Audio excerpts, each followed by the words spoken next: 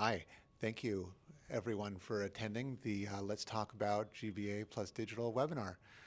This webinar has had a lot of interest. Usually we do them on Skype and we can get up to 250 people. However, we decided because of the interest and also talking to James McKenzie that we could do it on YouTube this time live. So we're going to get 527 people. 527 enrolled for this. And I got to say, it's pretty exciting that we're doing this because I wish we did this when I was in school, and I'm just happy we're doing this now. And the interest shows that people care about this. So first, what I'm going to ask you to do is scroll down a little bit. We're using YouTube Live, but we're to show this, and you can watch this now, and we're going to record so people can watch it in the future. But also, we want to have this offer polls and Q&As. So if you scroll down a little bit, you'll see to learn more about future events, sign up for the BC Dev Exchange newsletter. We'd love so you can hear about more of these events in the future ahead of time and sign up and get in. But go down a little bit further, and you'll see one for Slido. Slido is the first one. Click Slido. If you have two screens, have one screen for your YouTube and have one screen for Slido. If you only have one screen, split your screens up so you can ask questions. Please ask questions throughout. Erin's going to be speaking for 40 minutes, and for the last 20 minutes, she will be answering questions. And so if you type throughout, I'll be moderating it on Slido, and we will get your questions answered. Also, we've reformatted. If you've been coming to our webinars in the past, we've reformatted it a bit. Usually we start off by an in-person lab and learn. We decided to do a webinar first and take a nice broad view of it. And then at the end, we'll be sending you a survey. You'll get it the last 15 minutes. Or if you, for some reason, had not registered, you could click the link, fill out our survey. For one, it helps us do these events better and better and better. We want to continually improve. But also, we have 3 subjects that we think you might be interested in for a future Lab and Learn in-person event. And we would like you to pick it. And because we expect it to be popular, we have space for 35 people.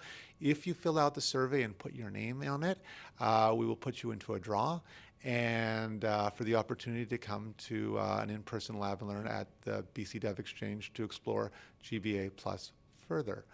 And now to the talk. I want to thank Erin for doing this. It's been a blast to work with you. I'm really looking forward to hearing this talk and sharing it with you, and as well as James McKenzie and Stephen Olson for allowing us to do YouTube at a high professional way. So without further ado, thanks, Erin. Thank you, Ari, and hello, YouTube, and hello, everyone who's joining us today from within BC government. And I also have it on good authority that there's others joining us from across Canada, particularly Ottawa, and then even overseas in England and my old home in New Zealand. So it is an absolute pleasure to be leading this webinar for you today on such an exciting topic as Gender-Based Analysis Plus and digital government. And of course, within that, data. My name is Erin Grant, and I'm part of the Office of the Chief Information Officer, or OCIO for short. And I'm also part of the Policy and Legislation Unit for that. And within that, I'm a team member for the Digital Policy Framework. And we're working on some really big updates for the OCIO and the Ministry of Citizen Services. This topic also relates very closely to my work as lead chair of a cross-government working group that's developing a data standard for the collection of gender and sex information. And that's currently in the final stages before approval, so I'm really excited to have that coming up soon. In my past life, I was an academic and as a historian in New Zealand that focused on gender and immigration. I'm doubly excited that my past self and my current self have somehow intersected into this amazing topic that I get to share with you today.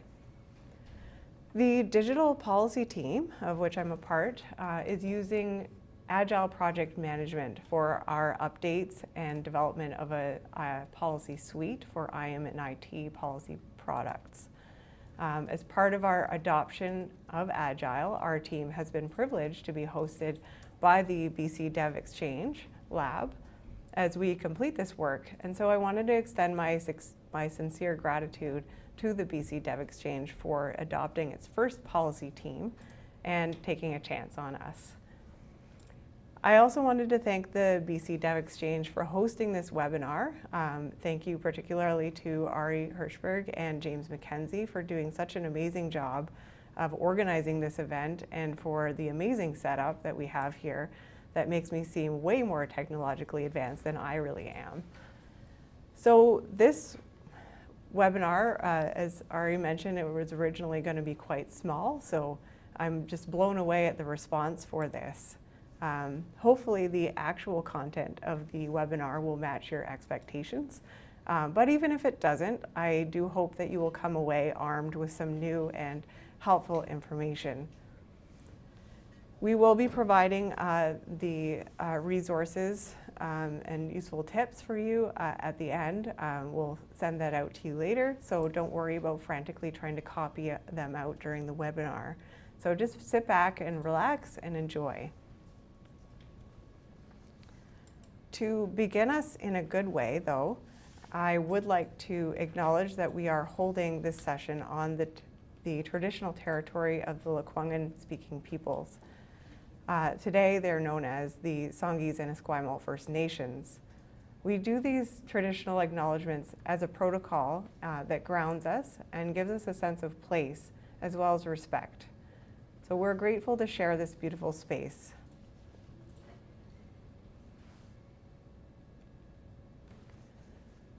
So I'm excited to share some concepts with you on GBA+ and how it relates to digital government and data. But first, I would like to formally acknowledge the support of the Gender Equity Office in the Government of BC, and particularly from Assistant Deputy Minister Melanie Stewart.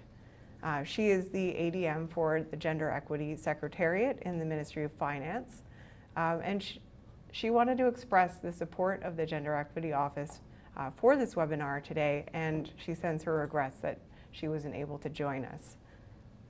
Thank you so much, Melanie, and thank you to the Gender Equity Office and our growing number of gender equity advisors across government. So I will give you an overview of the webinar today, but first, a poll. So how many people are familiar with GBA+ or have taken the training or your program's version of this training?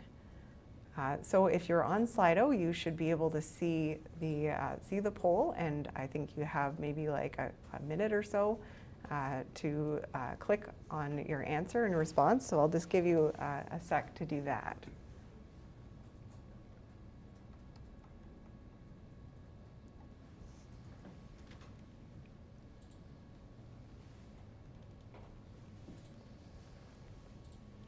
Okay, so far we have about 30, well, and counting. Wow, it's at 59 right now for being familiar. Oh, sorry. Yes, so 94% of people are familiar with GBA+ training. Then that's amazing, and we have 6% who say no, and that's okay too.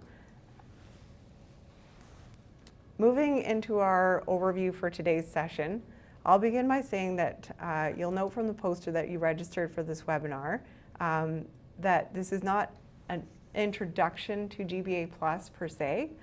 You were strongly encouraged to complete the online training that is available both with the BC government and with the Government of Canada. And we do have GBA+ orientation training available through the Learning Center with the BC government. So if you haven't taken that, I strongly recommend taking the in-person session. So if you were expecting an overview of what GBA+ actually is and are maybe confused by, for example, the difference between gender and sex, I would strongly recommend that you go back and complete that training and then come back and listen to the webinar again. The goal for the session is really to expand on that knowledge, so it's really important to have that foundation first. But we will do our best to fill you in on some gaps if you haven't had a chance to catch up on that training yet, so don't stress.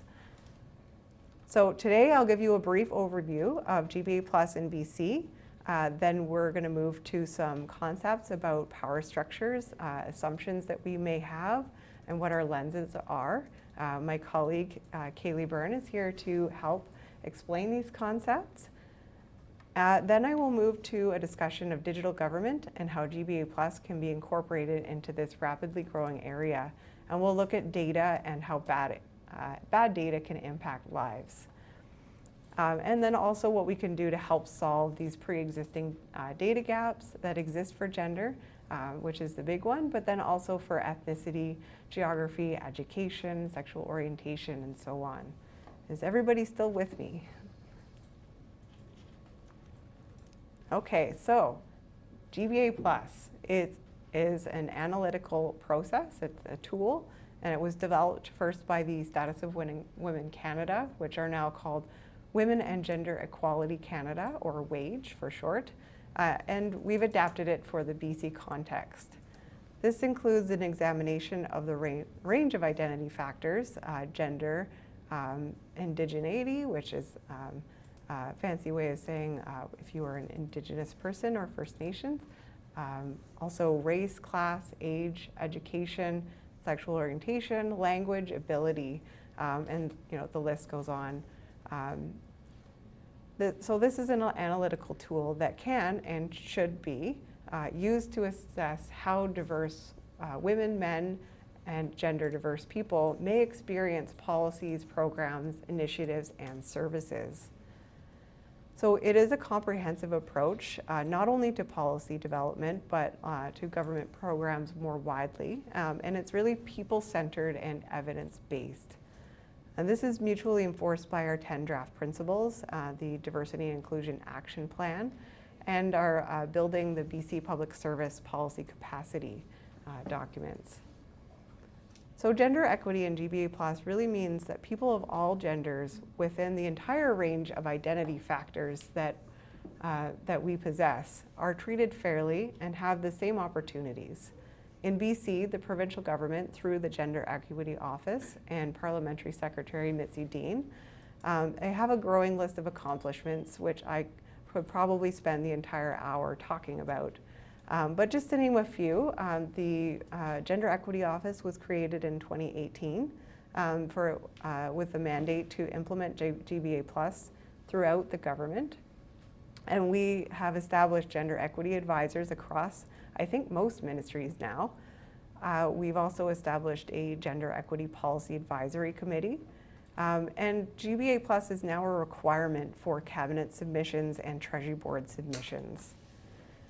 The PSA has given us an update as of, I think it was yesterday or Monday, stating that over 7,000 public servants have enrolled in the in-person GBA Plus training since its launch.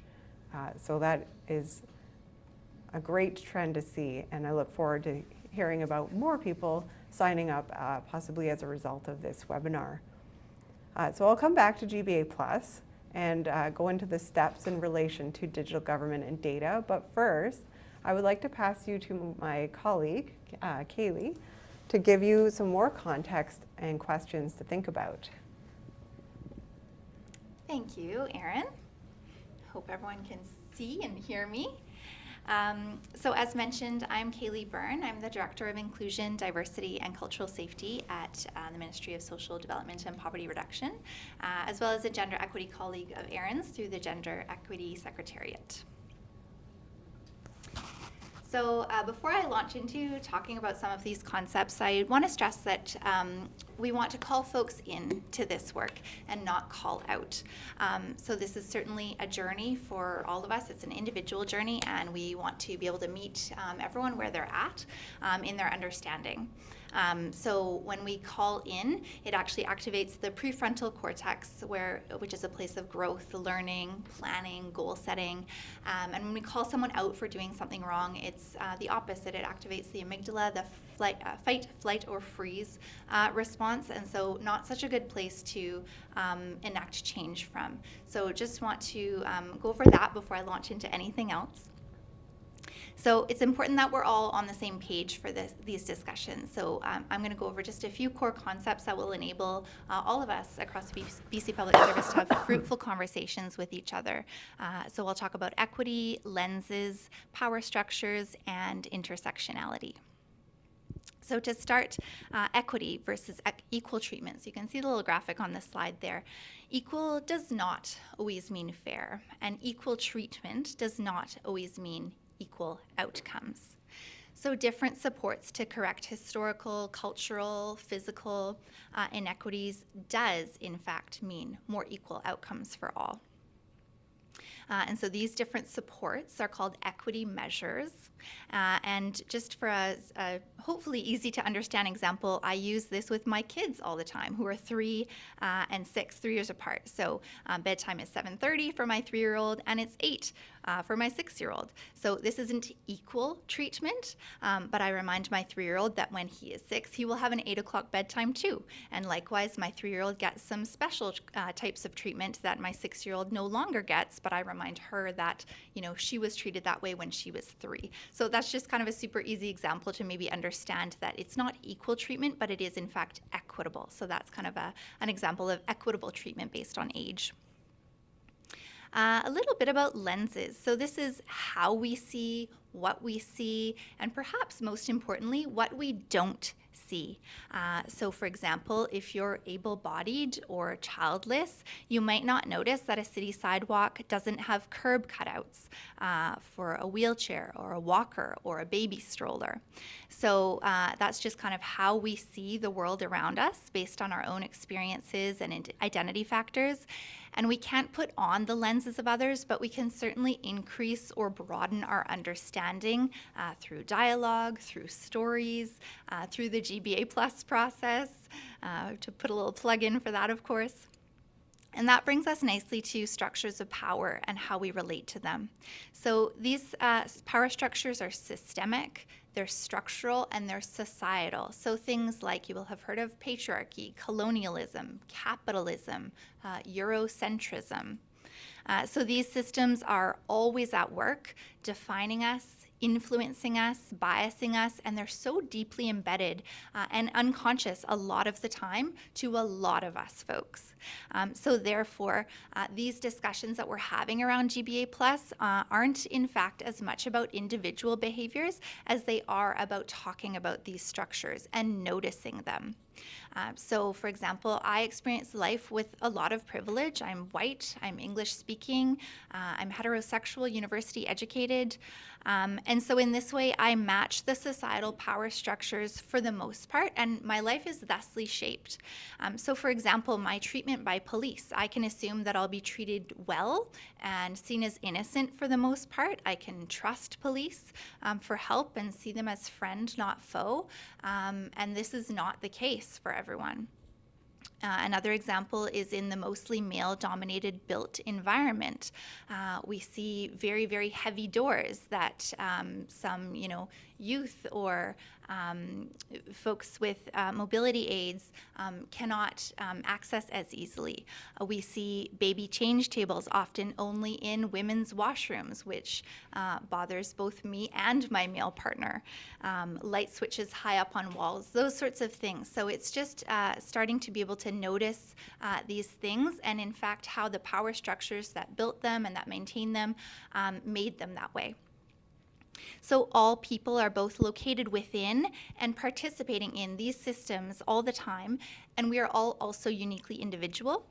So most barriers to equality are largely in these systems, in these systemic barriers. And because we're all uniquely individual, it's also important to realize that we all have a role and a responsibility in helping to notice, to call out, and to dismantle these structures. So at the beginning, I talked about calling in versus calling out. I like to talk about calling people in and calling structures out.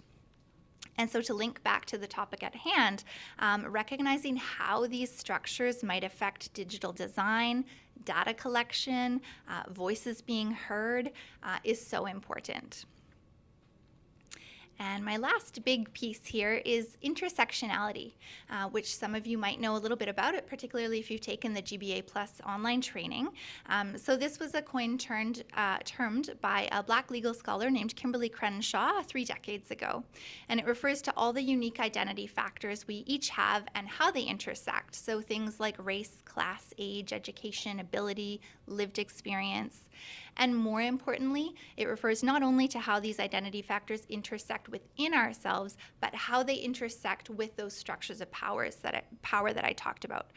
And so to illustrate, in 1976, a Black female named Emma Reed brought a case against her employer, General Motors, for race and gender discrimination. So she said that it was impossible for herself, a Black woman, to get a certain class of jobs at General Motors. The court sided with GM, unfortunately. They said that, in fact, GM had Black workers and they had female workers. So what was Emma's case all about? But in fact, the Black workers were all males on the factory floor, and the female workers were all white in the secretarial pool. So in fact, Emma was left out of justice because the courts couldn't meet her and see her at the intersection of her race and her gender. So all of these key concepts, that was like a very quick 101 about some of those, but all of these key concepts come together to give us a very high-level overview of how we can start to think more inclusively, how these concepts are so important to keep at front of mind when we're thinking about designing something new, like digital government, like IMIT framework that Erin had mentioned. And so a quick few stats, which may bring some of these concepts together. We're going to go to a poll. So if you flip over to your Slido, how many women were on the list of top highest paid athletes last year? We'll just give you a few seconds there.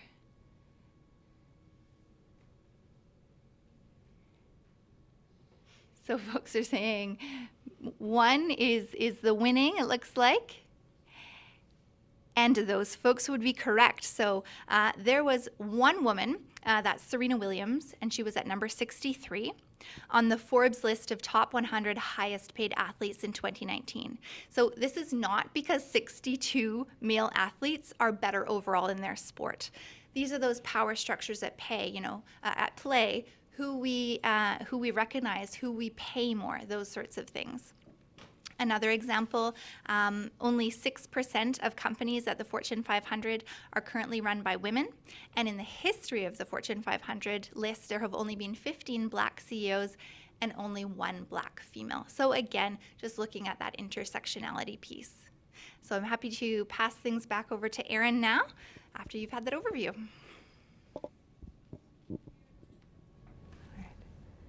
Thank you so much, Kaylee.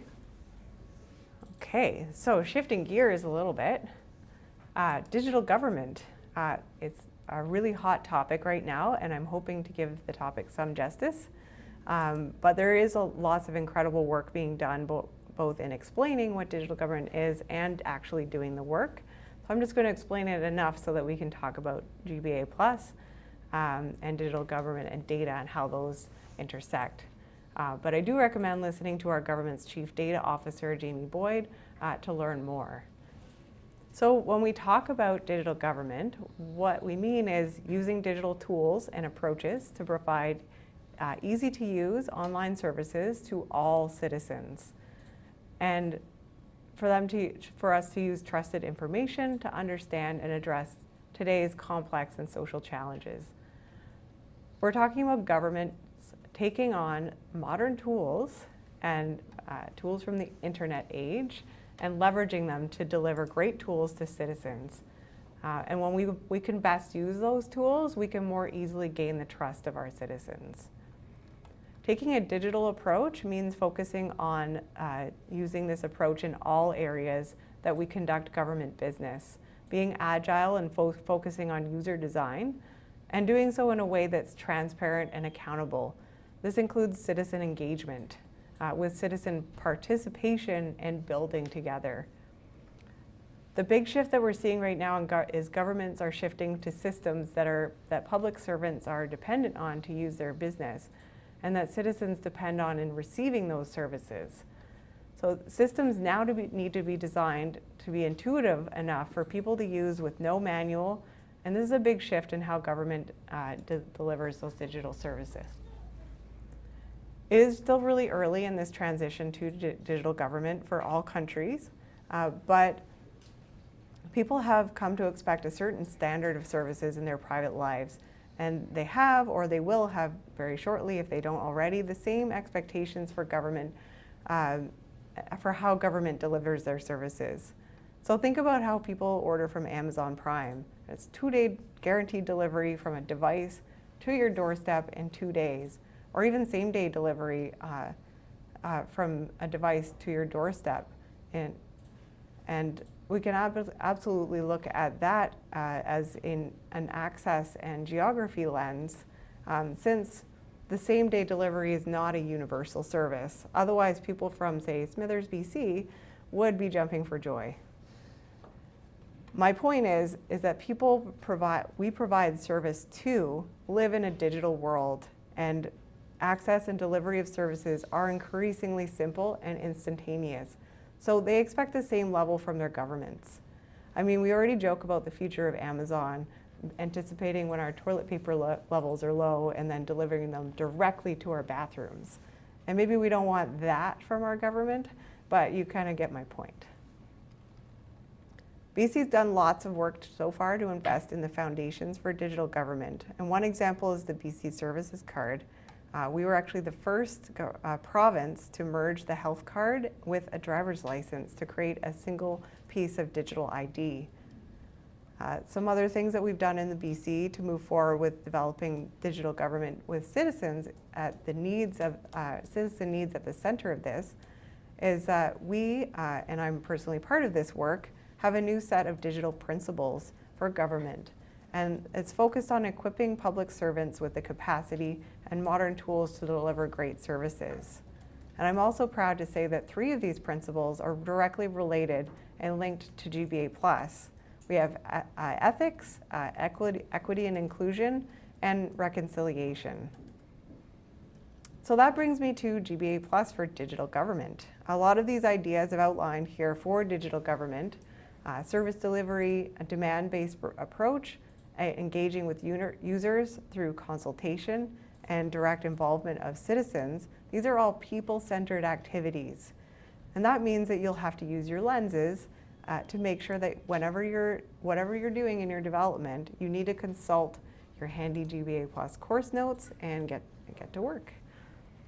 So while you're asking all of these brilliant questions about who your work is impacting and who you might be forgetting and who isn't in the room, etc., you will get to the research and data phase of your project, and that's really important here.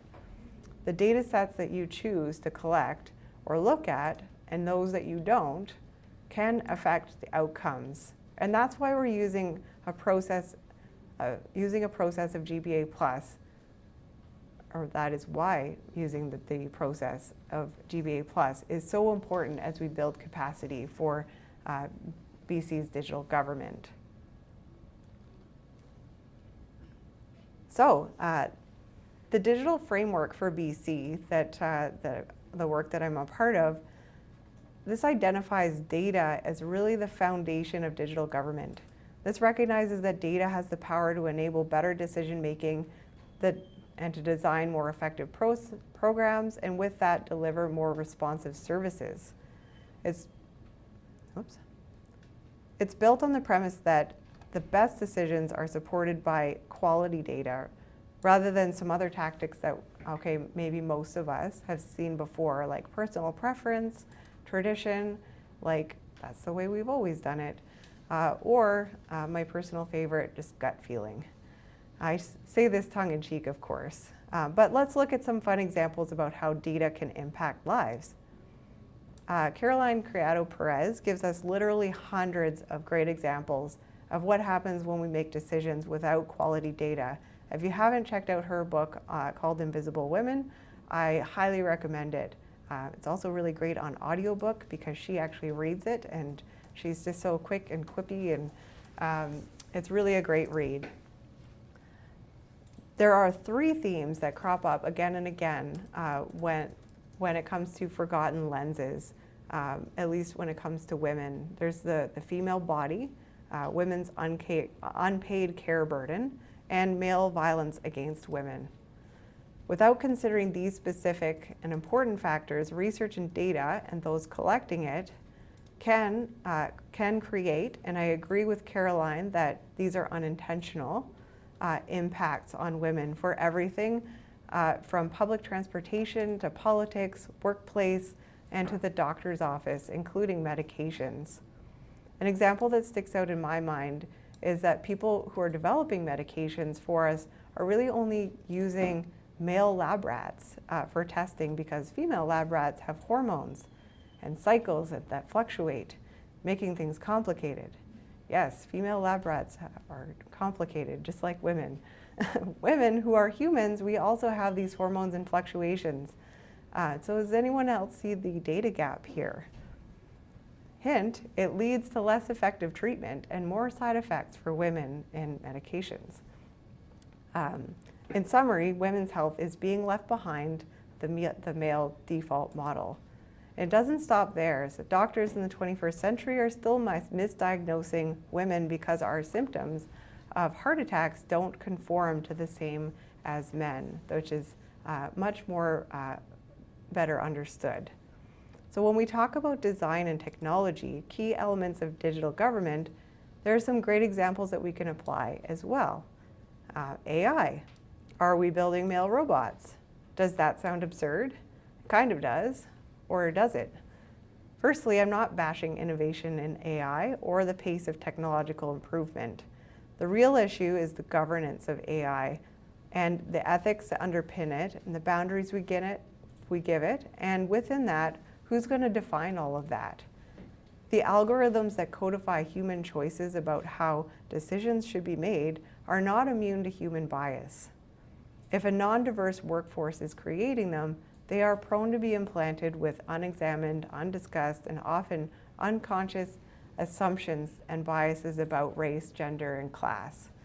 And this is just the thinking behind the creation of algorithms.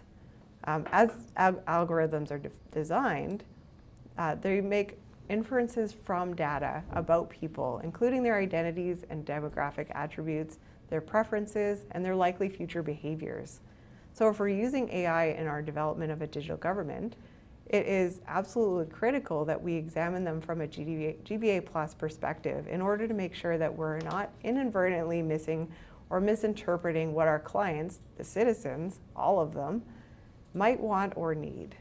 So we want to avoid major errors. One terrible instance happened with Google's photo app, which applies automatic labels to pictures.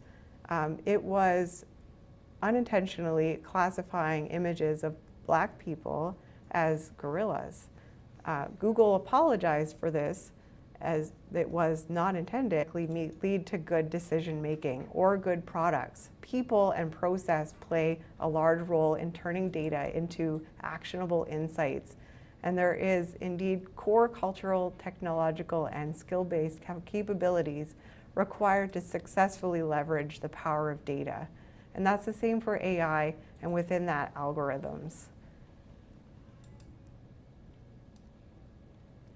Another example, the algorithm and coding design for emoji is one that is shared. Individual platforms can customize them.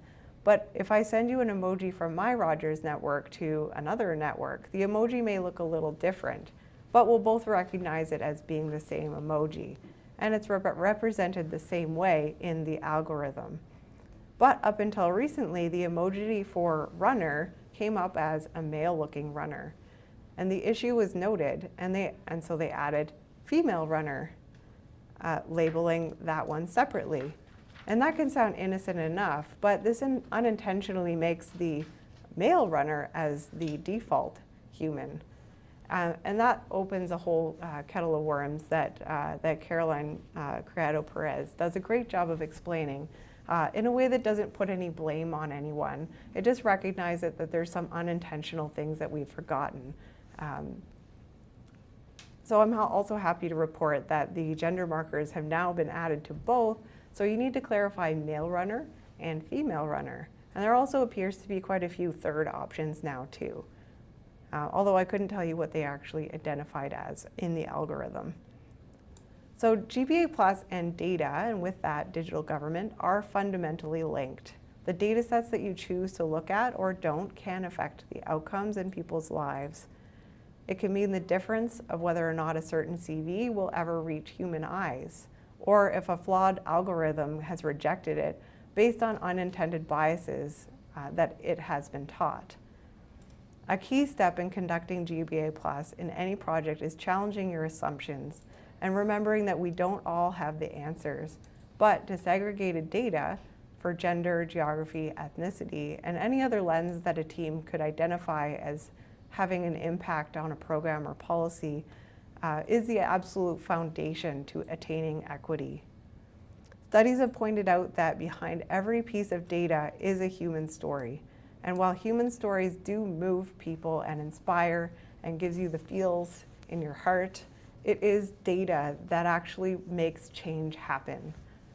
And the infographics that we promote that demonstrate that data will get these stories across in a way that promotes real impact that people can understand. So we can't change the gender gap without first closing the data gap. And in my eyes, we can't close the data gap without implementing the principles of gender-based analysis plus. So, with an overview of digital government and data, and when it comes to GBA plus, how many people are still wondering, okay, Erin, but how do we actually do this? What's the next step? That one wasn't a poll. You will have seen this, this next image and these steps if you've taken GBA Plus training, but I did want to show you them just in case you haven't. And if you have, it's as a refresher and a good guide for our how-to portion of this webinar. It's important to note that GBA Plus is not something that should be tacked on at the end of a project, and it can't be carried out by just one person. It should be used by all stages of your project, from development to implementation and all of your future iterations.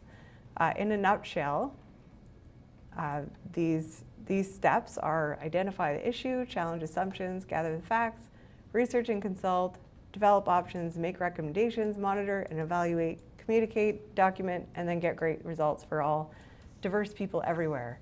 Too easy, right? Okay, let's slow down. So if you are using this as a guide, let's use an example that you might find when working on a digital government project. Let's say user-centered design. So this can be broadly applied to basically all digital government projects. It's one of the Harvard Kennedy School's and the Public Digital's 6 high-level themes that demonstrate digital maturity. And it has been the focus on the work done on the digital government in BC and federally. And it's certainly a focus here at the BC Dev Exchange as well. So starting at the top, we need to identify the context and our gender and diversity issue for our project. Your project or initiative may have a narrow objective. A lot of the BC Dev Exchange projects do have a narrow objective, but it will always be linked to broader government priorities and even services. And it's always the goal of these digital projects to be scalable. So the cultural, social, and economic environment are also really important.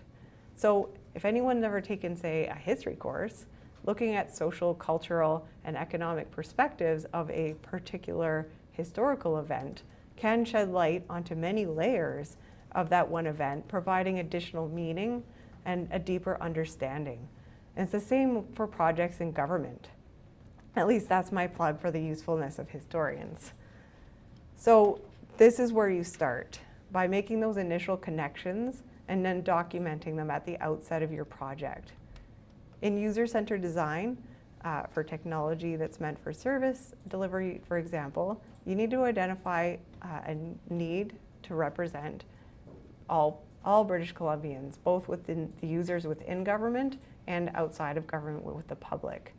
We as public servants, and of course the public, we have a diversity in backgrounds, including our skill level and education. So we're never taking away from anyone else's experiences, we're just adding to them, making sure that we're representing everyone and everyone has the equal opportunity to access that. That is what equity is. In developing the new digital framework, my team actually completed this work at the outset by looking at our traditional stakeholders list and then asking who was missing from that list. It broadened our scope by quite a lot, but now we have the perspectives of people who are much more widely impacted by IM and IT policies and tools. And we have a much larger picture of our understanding of the landscape of IM and IT across government, instead of just those who work in those roles. Since we're focusing on digital government and data, we can also look at a technology example within our user-centered design example. So take the Health Gateway project. This is a real team building a responsive design web application that empowers citizens with access and controls over their health records. It enables citizens not only to view and act on their health information, but also connects it safely and securely with third-party healthcare applications. So what is the GBA Plus issue that we can identify here? It's an app that all BC public can be a part of. It represents the diversity of everyone who lives in BC. Their gender, their ethnicity, their ability or disability, their geography and access. These are lots of the issues that people can have in using that tool. There's also the consideration that this app will likely use our BC Service Card for authentication in order to get into the Health Gateway app. And so that project will also need to consider those issues and those lenses that could come up as well. One example is if parents are using the tool on behalf of their kids. So age and privacy and ethical considerations can come up as well.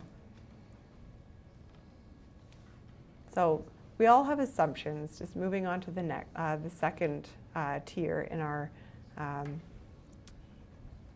how-to session. And there may be formal and informal policies or structures in place when trying to create a new digital product. And this may have an impact on our example of user-centered design. So formal could include your workplace cultures, behaviors, activities, or processes. These are things that we're all used to and quite often make us feel comfortable. And these shape our assumptions in our work. So it's really good to be aware of these assumptions and if needed, question them. I know it's easier said than done, but I believe in all of you. Even if the program or services appear to affect everyone equally, it's still really important to challenge those assumptions, whether it has gender or other diversity implications. Some people will say that all data is unbiased, and maybe individual pieces of data are unbiased, but the people who create the systems that collect data or the people that create data and use it certainly are not unbiased. So we need to check these assumptions before moving on, and remember to have an open mind. So analyze what your assumptions might be, and then we can move on to the research part. Whoops. Sorry about that. Just scroll through my notes. I lost my place. So you're not going to have all the research and all the answers right away, but you can get a better picture of the issue through research and consultation. And this data that you'll be collecting or using, it's going to inform your project. It's really important that this is gender disaggregated, and that it should also be disaggregated to include other intersection identity factors such as ethnicity, age, disability, and as I previously mentioned in the case of Amazon, geography. These are all factors or lenses that could impact your user-centered design. So there may be some access to service issues that could be important for you to highlight, but if you don't have this disaggregated data, you're not going to know if you're really reaching equity in your service design. Your gut feeling is really not going to cut it here. And so it's really important to note that although we are making sure that the privacy and protection of personal information is secure and very important. We also don't want to miss out on this opportunity to collect these additional fields. A great place to start to seeking out data that's already captured. The Digital Platforms and Data Division has been working with the Gender Equity Office to create a database of all gender disaggregated data in the BC government. So if you want to find out what they already have and leverage it for your project, fantastic. Maybe it's just a great place to start, but you won't know unless you actually look. And they're very friendly.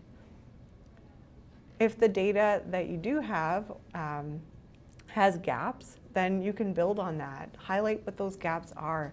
And if that data doesn't exist, then you can capture that and create a business case for that collection. You should also consider building data into your project objectives and evaluation measures for success. And if building out a larger data set will give you the advantage for your project or future successes, make sure that you include that in your report to your decision makers as an option. GBA Plus options are often forgotten about and really only mentioned in these really lovely reports and analysis in the background section of submissions. So this is a mistake, and you really need to make sure that you are following up with that, with the actual options part of your work. So consultation and user-centered design, very closely linked. Make sure that you use the same GBA Plus questions and steps to your consultation process as you would in your research and data. Don't just consult the general public, for example, like with a survey, and then apply the findings to all groups equally and then call it good. One of the things that we found in our work on the digital framework has been to seek out specific groups that have multiple viewpoints, engaging people with various identities. For instance, we noticed that we had, once we'd begun our consultations, that we didn't have much representation from the Indigenous perspective. So we then sought out a group of people who worked for the Ministry of Indigenous Relations and Reconciliation to learn about IMIT policies and how that was impacting their work. And then we were then provided with additional contacts to expand this research within our government and outside. So remember too that how you conduct your consultations can also have an impact on people. Languages or disabilities, social conditions, and economic considerations can impact a person's ability to participate in your consultation process. Make sure that your choice of words has an impact and consider them carefully. The results of your research and your consultations should inform your work as you develop options and make recommendations at all stages of your project. The idea is really not to have any preconceived options or recommendations until you've actually completed that phase. I know it's tough with the timelines and competing priorities and expectations, but if we want to demonstrate to our users that they truly are at the center of our design, this is how it really must be done. And keep going back to your data. In my own research, I found that each time that I go back to my raw data, something new pops up. As learning is really a continuous process after all. A great way to track this is to outline the specific issues that you identified at first, and then document how you incorporated those issues into your options and recommendations. So one of the principles of Agile project management is that design is continuous and improvements can be ongoing. So the design of your evaluation framework can help to address the inequality and build capacity. You want to identify the groups that are positively and negatively impacted by the project. In this case, we're talking more generally about user-focused design, but it works great for our Health Gateway project example too. You want to highlight the data gaps and address the unintended outcomes. And that means making sure that you track the outcomes in a way that demonstrate these if and when they come up. And incorporate them into responses or strategy renewals.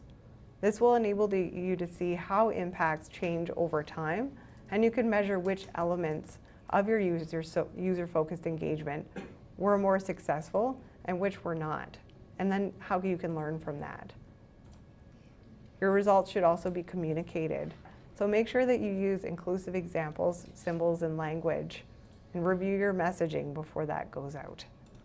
Remember to share your GBA Plus results as well. This will demonstrate due diligence, foster buy-in with stakeholders, and identify areas for further action. It really is important to document your GBA Plus actions and findings. For one, trying to remember what you did 6 months ago when you're trying to write a last-minute Treasury Board submission is really not going to go your way. Just like when I told students that it was always painfully obvious when they wrote their essays the night before it was due. I am urging you all, just do the work as you go. Your future self will thank you. So with some practice, you too can develop GBA Plus Reflex, and it can become a part of your routine work.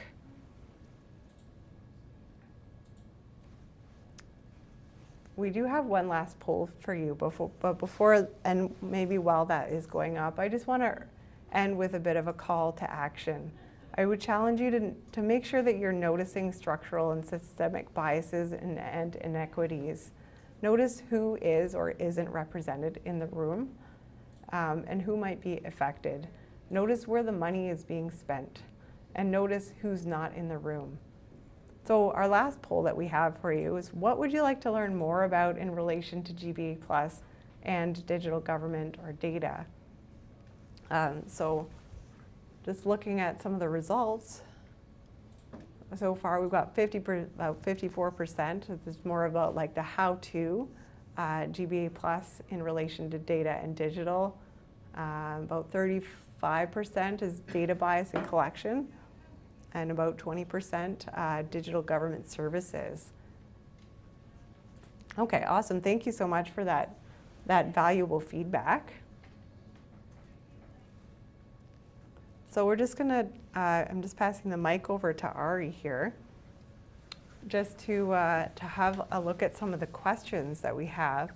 I went a little bit over my time for speaking, and I apologize for that, but I'm hoping to get some questions in, and then hopefully we can address many more questions that are in the workshops going forward, and perhaps with some ongoing discussion. Great. Thanks, Erin. The first question, how can we find out who our ministry GBA Plus advisor is? That was answered by Shelley McNillis. So it's the top, it's highlighted. She sent the link. Thanks, Shelley. So the first question is, how does the use of disaggregated data in GBA Plus reconcile with issues of privacy and personally identifiable information? Sample sizes would have to be huge. Okay. Well, I know that first of all, I know that the Gender Equity Office and the Privacy Compliance and Training branch of the OCIO are working collectively on a manual to help people with this very issue. It's something that I've heard about in helping out with the training with GBA Plus over the last year or so. And there is a bit of a misconception out there that GBA Plus is in conflict with privacy and personal information protection, and it's really not. I think that one of the best things to do is to start with the data that's already collected in government. Ask around, ask the Gender Equity Office. I believe that they've posted on the GBA Plus resources page on the Outwork site where you can find that. And then if you can't find what you need, I would say that like the earlier parts of your GBA Plus analysis where you're identifying the gaps and identifying that data need, that's really going to form your case for the additional collection of information. And it really is important too to stress that we are not, we're not promoting that you're sharing personal information. A lot of the data that we're using doesn't actually contain any of the personal information connected. It would be very well protected, following the rules with the Freedom of Information and Privacy and Protection Act. Great. Next question from Deb. Can you provide some examples of how teams have tangibly integrated GBA Plus into their process? Sure. I can speak for my team at the digital policy team at the lab here. We have integrated GBA Plus within our work, and it often comes up in conversation throughout each of our sprints. And I'm kind of one of the leaders and instigators of that in sort of the documentation process for that.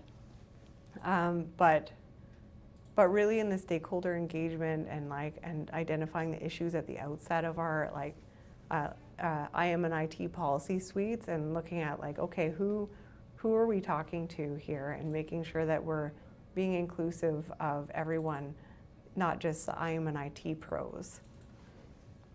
We're just sort of coming up on the end of the first sort of phase of that work, but I think that we've integrated it quite well, and I mean, we're still learning as well. That's something that I think we can probably work through in a little bit more detail in the workshop, though. Great.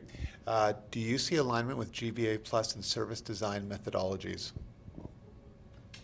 Yeah, absolutely, I do. I think a lot of the principles for service design align very nicely with GBA Plus,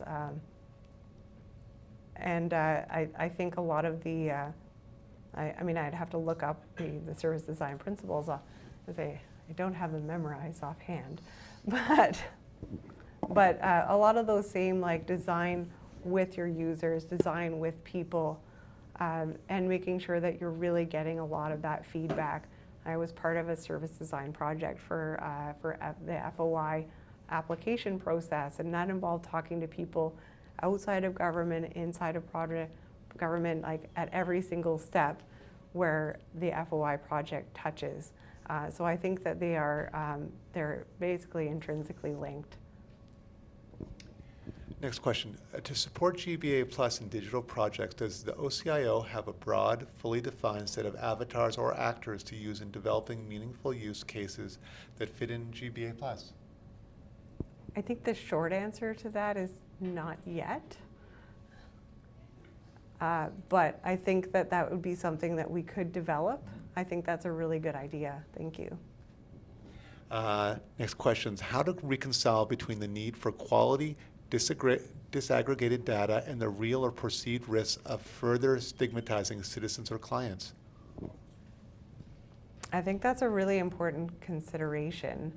And I think that you do really have to be careful. I know that the people who work for the Ministry of Mental Health and Addictions ministry, they're one area that really needs really has that at the forefront of their thought when working through GBA Plus, and I think that while you need to make sure that privacy and protection is paramount, I think you also need to weigh out what your service delivery is, what are your goals for the program, what your specific program is is aiming to do, and you need to kind of weigh those risks with the benefits of the program.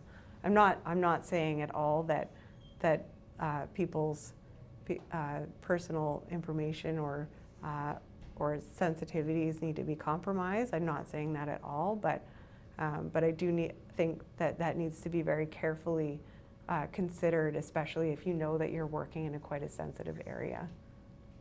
Okay, I'm going to ask one more question. Where can I find guidelines about the processes of applying GBA Plus to data collection and so designing the new initiatives? I think applying GBA Plus to data in particular, I'd say that I don't know if we have anything specific on that yet. I think that that is something that is sort of like in the works and as sort of in the discussion and planning phase. GBA Plus across the government is, I think, fairly still new since 2018. So really the first step was to get as many people or everyone in the BC Public Service trained in GBA Plus and start to expand those resources. So I can see that as being a next step for in development. And I think that the workshop that we want to do in a few weeks or whenever we schedule that, I think that can start to build that resource. And I'll take some of those examples as well and bring those to the Gender Equity Office so that we can start to pool that with their list of examples that we can learn from and integrate that into the training. Thanks, Erin, and thanks, Kaylee. And thank you, James. Again, please take a moment to fill out the survey. It takes about 3 or 4 minutes. It'll allow us to figure out what else you would like to hear in the future, what you liked, what we can improve, and of course, by putting your name in, you will be up for the raffle, the draw, to get a chance to be one of the 35 people to attend the Lab and Learn in person at the Exchange Lab. So thanks again for attending.